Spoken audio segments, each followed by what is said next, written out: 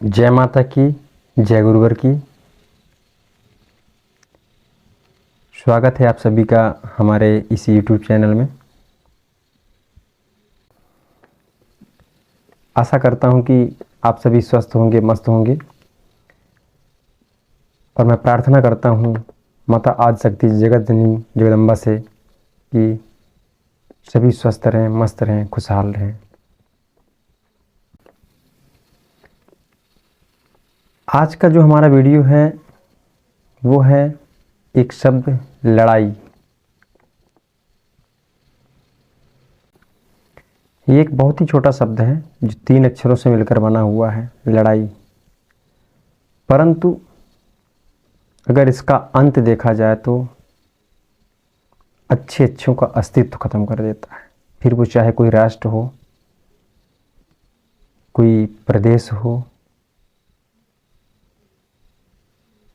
कोई समाज हो, कोई घर हो, कुछ भी हो।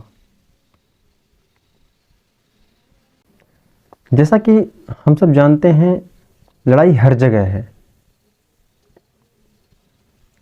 कोई जिंदगी से लड़ रहा है, कोई अपने कैरियर से लड़ रहा है, कोई अपने समाज के लिए लड़ रहा है, कोई अपने घर के लिए लड़ रहा है, कोई खुद के लिए लड़ रहा है, कोई देश के लिए लड़ रहा है, कोई धर्म के लिए लड़ रहा है। ये सब लड़ाई लड़ते आप देखें या न देखें, पर कोई सत्ता के लिए लड़ रहा है ये तो ज़रूर देखते होंगे। और हम सब देख ही रहे हैं कि सत्ता के लिए कितनी भयंकर लड़ाई चलती है।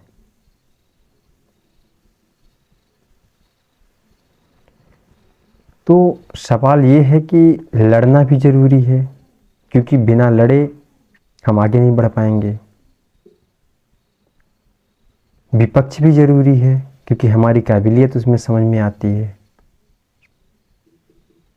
तो अगर लड़ना ज़रूरी है तो इसका कुछ ना कुछ तो नियम बनाया गया होगा कि हमें किस हिसाब से लड़ना चाहिए। हमें उस लड़ाई की जो रणनीति है वो कैसे तैयार करनी चाहिए। कुछ तो उसका भी क्राइटेरिया बना होगा कि बस यूं ही जहाँ जैसा मन करे वहाँ वैसे ही करते रहो। जिसकी जहाँ जब हमारी जिज्ञासा जगे उसका वहीं से दुश्मनी वसूलते रहो।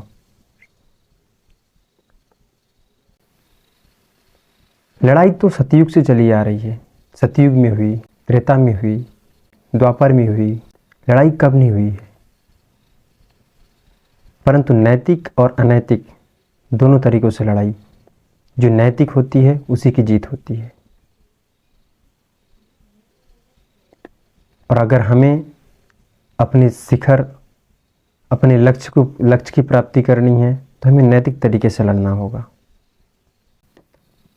उदाहरण के तौर पर जैसा चलिए हम समझते हैं कि 2 परिवार हैं।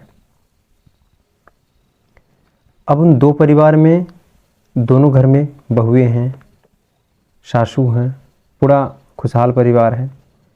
तो क्या ऐसा है कि उस घर के अंदर थोड़ा बहुत भी किचकिच ना होता हो, या फिर थोड़ा बहुत भी लड़ाई ना होती हो, आपस में आपसी मनमुटाव ना होता हो? ऐसा क्या संभव है? नहीं। आप भी गृहस्थ जीवन से हैं, हम भी गृहस्थ जीवन से हैं। होता है, ये मामूली सी बात है और ये होना भी चाहिए। परंतु ये विशाल रूप ले ले, ये नहीं। इसका हमें विशेष ध्यान रखना चाहिए। जितना छोटा हमारा घर है उतनी ही छोटी लड़ाई हो। जरूरी नहीं कि वो सीधा राष्ट्रीय स्तर की लड़ाई होने लगे।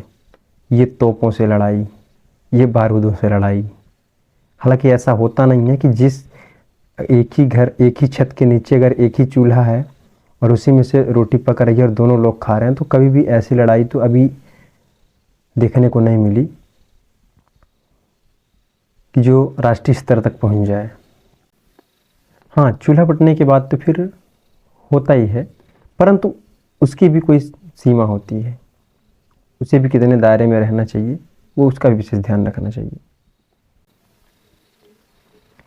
हमारा समाज इतना भटक गया है कि क्या उचित है, क्या अनुचित है, इसका बोध ही हमें नहीं हो पा रहा है। अब जब हमें नहीं है तो हमारी आगे आने वाली पीढ़ी को हम कैसे दे पाएंगे? उसके लिए हमें ज्ञान अर्जित करना होगा। और ज्ञान हम किससे अर्जित करेंगे? जिन्हें हम आइडल मानते होंगे, जिनके द्वारा विभिन्न प्रकार के मार्ग बताए जाते हैं किताबों के माध्यम से। आजकल तो सोशल मीडिया काफ़ी ज़ोरों शोरों से चल रहा है, उसके माध्यम से। परंतु इतने सारे रास्ते बताए जाते हैं, उसमें भी इंसान भटक जाता है, नहीं समझ पाता कि कौन सा उचित है, कौन सा अनुचित है। ठीक यही चीज़ हमारी इस लड़ाई में भी चल रही है। हमें लड़ना कैसे है, किस हिसाब से लड़ना चाहिए। आखिर भाई भाई में भी लड़ाई होना ज़रूरी है, परिवार परिवार में भी लड़ाई होना ज़रूरी है, गांव गांव में भी लड़ाई होना ज़रूरी है, जिला जिला में भी लड़ाई होना ज़रूरी है। जब इतनी ज़रूरी है तो फिर उसमें गड़बड़ी कहाँ हो रही है? इसमें हमें विशेष रूप से ध्यान देना होगा, गलतियाँ हमसे कहाँ हो रही हैं। और इन सारी गलतियों में कुछ नहीं, बहुत कुछ श्रेय जाता है हमारे राजनेताओं को, फिल्म अभिनेताओं को। देखिए, एक्चुअली हर कोई चाहता है कि बड़े चेहरा का कॉपी करना चाहता है। जो बड़ा चेहरा दिखा उसी का कॉपी करना चाहता है कि हम भी उसके जैसा बने। मैक्सिमम लोग हैं, 90% से ज़्यादा लोग ऐसे हैं। हम भी चाहते हैं कोई बड़ा चेहरा, मेरा भी कोई आइडल होगा, मैं भी चाहता हूँ कि इनके जैसा बनूँ। ठीक उसी तरह से हर समाज का हर व्यक्ति चाहता है। परंतु इन बड़े चेहरों में भी ऐसी गलतियां हो जाती हैं, जिन्हें हम आइडल मानते हैं उनसे भी ऐसी गलतियां हो जाती हैं। और वो हमें धीरे धीरे धीरे करके ऐसी जगह पे, ऐसे दलदल में फंसा देते हैं कि वहाँ फिर हमें कुछ दिखता ही नहीं। उसी दलदल में सारी दुनिया नज़र आती है। सही ये गलत का, उचित अनुचित का कोई हमें बोध ही नहीं हो पाता। कुल मिला के हम ये कहना चाह रहे हैं कि आप थोड़ा सा ध्यान दीजिए। आजकल जो सुर्खियों में चल रहे हैं, बटेंगे तो कटेंगे, एक है तो सेफ हैं, तमाम तरह के जो स्लोगन चल रहे हैं, नारे चल रहे हैं, उसमें जो अपनी अपनी पार्टियां हैं, इन सारी चीज़ों में सबसे पहले मैं ये बता देना चाहता हूँ कि मैं भारतीय शक्ति चेतना पार्टी से बिलोंग करता हूँ। मेरा अन्य किसी पार्टियों से कोई लेना देना नहीं है, ना ही मैं बीजेपी का समर्थक, ना ही कांग्रेस का, ना किसी भी पार्टी का। हाँ, तो ये लोग जो अपनी अपनी ओर खींच रहे हैं, अब देखिए इनकी गंदगी इतनी ज़्यादा हो चुकी है, इनके अंदर जो सत्ता की भूख है इतनी ज़्यादा हो चुकी है कि ये आपसी रंजिश को राष्ट्रीय स्तर तक ले जा रहे हैं। जब बात हमारे राष्ट्र की आती है, जब बात हमारे धर्म की आती है, उसमें भी ये आपसी रंजिश को ही ले जा करके फंसा दे रहे हैं। हम ज़मीनी स्तर से शुरू करते हैं, देखिएगा, समझिएगा बात को। जैसे कि दो भाई अगर आपस में, उनकी पत्नियां आपस में थोड़ा बहुत मनमुटाव करती हैं, दो भाइयों के बीच में आपस में थोड़ा बहुत झगड़ा वगड़ा होता है, तो अगर दो भाइयों का झगड़ा हो रहा है तो इसका मतलब ये नहीं कि जब पारिवारिक झगड़ा होने लगे तो वो दोनों भाई अलग अलग जा करके और उस परिवार का साथ दें। फिर उन दोनों को एक होना पड़ेगा, क्योंकि अब बात परिवार की आ गई है।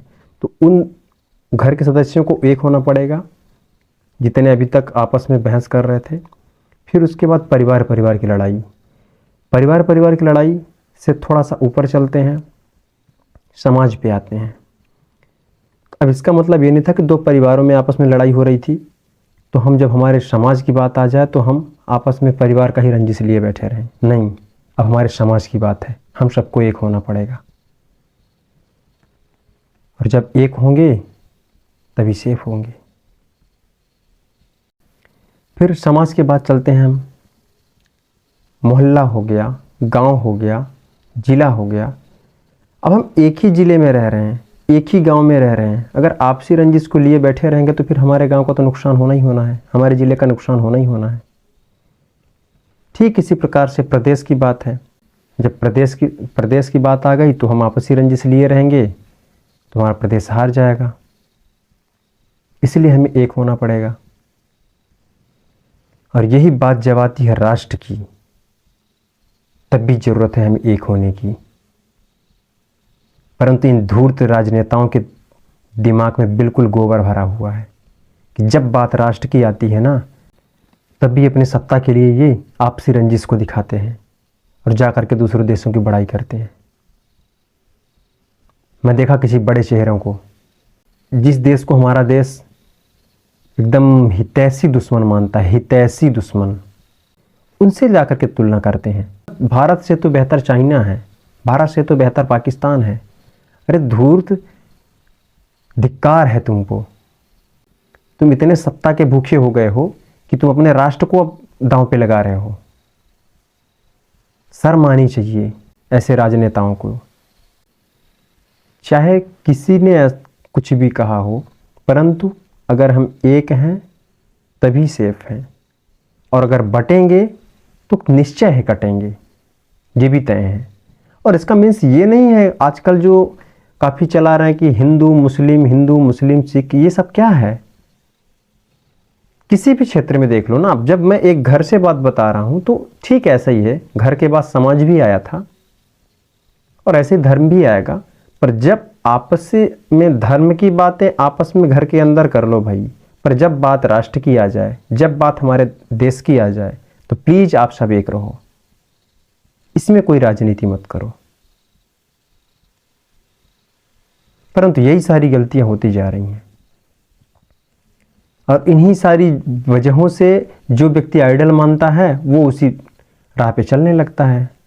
उसके लिए देश की गरिमा खत्म हो जाती है। धर्म रक्षा, राष्ट्र रक्षा, मानवता की सेवा, कोई मीन्स ही नहीं रह जाता है फिर।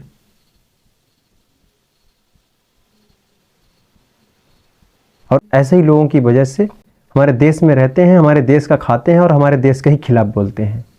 और इनको बोलने की ताकत कहाँ से मिल रही है? सिर्फ और सिर्फ ऐसे राजनेताओं से जो हमारे आपसी रंजिश को सीधा राष्ट्र स्तर पर ले जाते हैं। हमारा आप सबसे विनम्र निवेदन है, हम आप समझें, इन नेताओं के तो दिमाग में बिल्कुल गोबर भर गया है। इनको सिर्फ और सिर्फ सत्ता की भूख है, इनको सिर्फ और सिर्फ सीट चाहिए। इसके अलावा इन्हें धर्म रक्षा, राष्ट्र रक्षा, मानवता की सेवा, इससे कोई लेना देना नहीं है। इसके लिए ये कुछ भी कर देंगे, चाहे राष्ट्र दांव पे लगे, चाहे धर्म दांव पे लगे, इंसान तो दांव पे लग ही रहा है। हमें आप सबको जागना होगा, और ये जो बटेंगे तो कटेंगे वाली बात है, एक हैं तो सेफ हैं। अरे आज के पहले भी हम सब ने सुना था कि एकता में शक्ति होती है। इसमें कोई व्यक्ति विशेष के कहने से नहीं हो जाता कि योगी जी ने कह दिया, कि राहुल गांधी जी ने कह दिया तो उनकी बात गलत है। बातें कभी गलत नहीं होती, व्यक्ति गलत हो सकता है, व्यक्ति के कार्य गलत हो सकते हैं, बातें अपनी अपनी जगह पे सब सही हैं। बस हमें किस बात का कहाँ उपयोग करना है, कैसे उपयोग करना है, ये निर्भर करता है। तो कुल मिलाकर मेरा यही कहना है कि हम सब जागें, और क्या हमारे हित में है, क्या हमारे धर्म के हित में है, क्या हमारे राष्ट्र के हित में है, और क्या मानवता के हित में है, इन सब चीज़ों के बारे में सोचना पड़ेगा और समझना पड़ेगा। क्योंकि दिन ब दिन हम पतन के मार्ग में ही भटकते चले जा रहे हैं।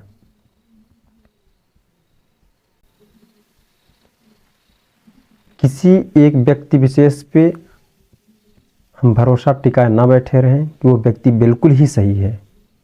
हमेशा दूध की जली बिल्ली जैसे रहना पड़ेगा। तो आप सब भाई बहनों से मेरा यही निवेदन है, करबद्ध निवेदन है कि एकता में शक्ति होती है, एकता बनाए रखें। चाहे हमारे मुस्लिम भाई हों, चाहे हिंदू भाई हों, चाहे सिख भाई हों, या किसी भी जात धर्म समाज से हों, हम सबका आह्वान करते हैं कि हम सब एक रहें। हम सब भारत माता की संतान हैं। हमें अपने राष्ट्र रक्षा, धर्म रक्षा और मानवता की सेवा के लिए एक रहना होगा। जय माता की, जय गुरुवर की।